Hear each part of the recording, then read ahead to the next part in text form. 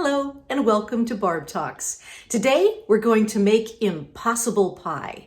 This is a recipe I found on the internet and we'll just find out how good this impossible pie can be. The ingredients for impossible pie include 2 cups of milk, 1 cup shredded coconut, 4 large eggs, 1 teaspoon vanilla extract, 1/2 cup of all-purpose flour, 7 tablespoons butter, 3/4 cup of sugar, and a 1/4 teaspoon of ground nutmeg. So we've got our milk. So 2 cups milk. I'm assuming you can use any nut milks or cow's milks or rice milks or whatever kind of milks. But there's 2 cups milk.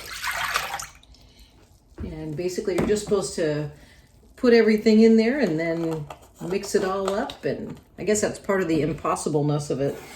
It's supposed to make a pie crust without having to do anything but just put stuff in here. So we'll see how that works.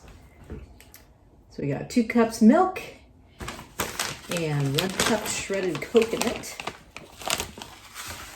1 cup shredded, boy, I have just enough shredded coconut.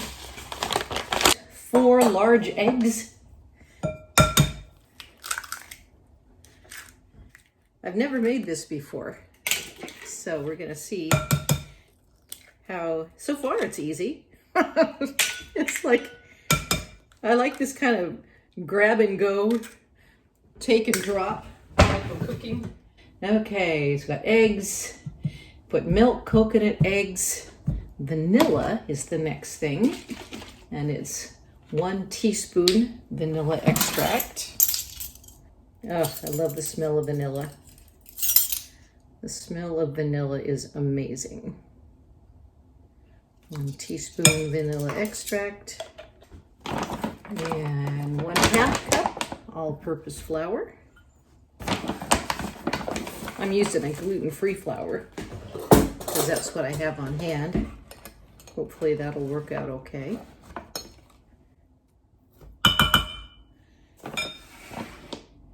Flour, 7 tablespoons butter. So luckily the butter has the markings on the side. So 7 tablespoons is just almost all of it. So cut off that last little bit, put the rest of it in there.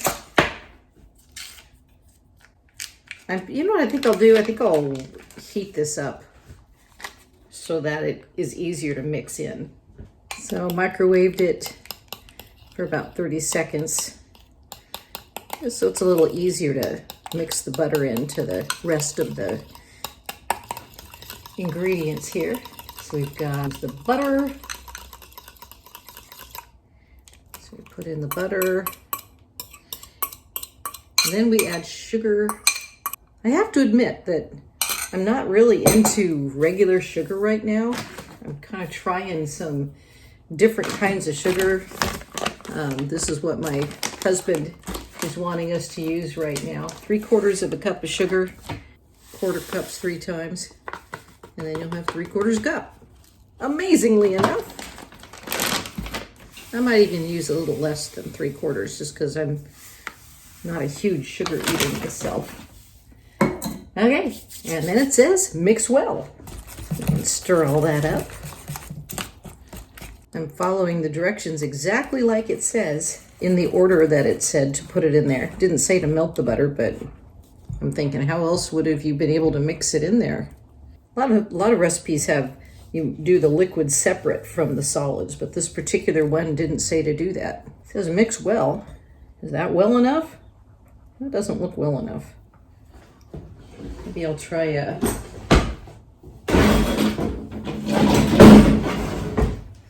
try this, see if that mixes it better. One of those fun things. It's like, yeah, I've got an electric mixer, but being able to use this hand mixer just always feels like I'm somehow getting exercise. That actually does look better. Oh, I also preheated the oven to 350. Well, we're gonna call it good. After it's mixed well, you pour into a greased and floured pie plate. Got this really cute pie plate that my mother-in-law gave me, so I'm gonna use that. Use a spray to grease it. Greased and floured. I guess let's grab some flour and throw it in there. Is that called greased and floured? Let's call that good. How impossible will this pie be? We shall find out. This is pour into a greased and floured pie plate. There we go. That butter looks like cottage cheese.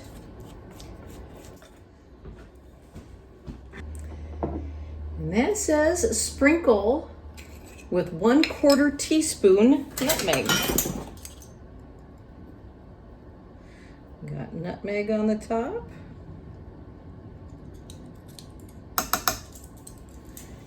I'm also supposed to put a little extra coconut on top. I don't have any more coconuts, so I guess I don't have anything I can sprinkle on top, so hopefully that's okay. And then it says bake at 350 degrees for 45 minutes. So we are gonna find out how this turns out. How impossible is it? Okay, the alarm is going off. The impossible pie is done. Let's take a look. Oh my gosh, it looks amazing. Let me take that out. It smells amazing. It looks good, but it looks like it's a little soft in the middle of it. Let me get a toothpick to check it out. Oh my gosh, I think it is done. Well, the instruction is that you're supposed to take it out of the oven and then let it cool down. And then after it's cool, refrigerate until nice and cold. So I'm not going to be able to eat it until it cools down and it gets refrigerated. But the smell is amazing. It's a nice coconutty, buttery smell. So I'm looking forward to, after it cools down, to giving it a go. Okay, so here is the impossible pie. And we're gonna have our taste of it. It has a substance to it. Looks like it'll lift out pretty easily too, so well, that's nice. Get all the sides out. It's kind of sticking to the bottom a little bit. You can kind of feel that it's a custardy. But I would say, yeah, it's got a bit of a crust to it. And usually the first piece of pie you take out of any pie kind of has that odd fall apart look about it. Okay, so my husband has so volunteered so kindly to be the guinea pig and be the taste tester for the impossible pie.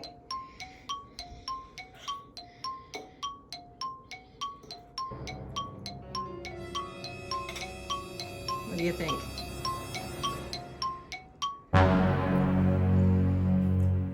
To eat the impossible pie. Does it taste like pie? It's pretty doggone amazing. Is it? Oh my I gotta gosh, taste some yeah, now. it is custardy. Uh-huh. But it tastes like it's maybe a little bit of like an apple. Really? A little bit of an apple pie taste. So there's no apple in here, but I know. there is plenty of... It's a custard. I mean, yeah. There it is. That's me going to eat it, okay? Mmm, Yeah, that is good. yeah. So was this something that you would gladly eat again? Maybe. Well, so the results are in on the impossible pie, is that we both like it. Thank you, Chris, for being my guinea pig. Anytime. Anytime. And thank you for watching Barb Talks.